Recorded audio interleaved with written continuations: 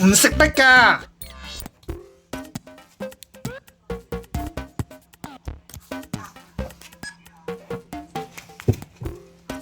No no no。美國繼續安排特朗普下半年到訪中國，此按照特朗普5月嘅時候出訪沙特阿拉伯嘅規模，將會有幾十個企業領袖隨行。報道未有提及特朗普會唔會喺訪華期間國家主席習近平會面。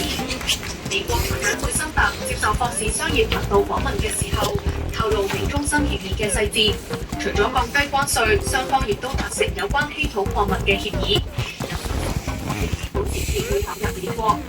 貝森特表示，中國喺全球製造業入面佔比30%，呢個係不可持續嘅局面，所以美方要觀察中方係咪願意成為負責任嘅合作伙伴。佢又話，預期可以喺美國9月1號用工日假期之前完成處理貿易問題，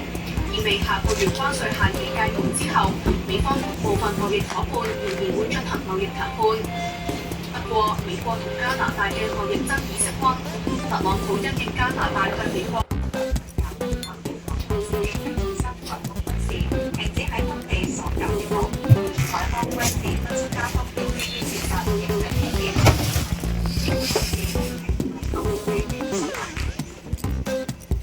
加拿大工業部長趙美蘭喺社交平台表示，經加拿大安全同情報部門多次審查，認為如果中國監視器製造商海康威視加拿大分公司繼續喺當地營運，將損害加拿大國家安全，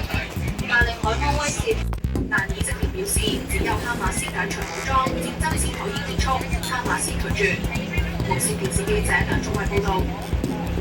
南韓被罷免嘅前總統尹錫悅就佢涉及嘅內亂案接受獨立檢察所嘅問話。尹錫悅當地朝早大約10點抵達首爾高等檢察廳，經正門進入大樓，佢未有回答現場記者嘅提問。尹錫悅一方早前要求經地下停車場進入高等檢察廳，避免公開露面，不過被拒絕，要求佢必須有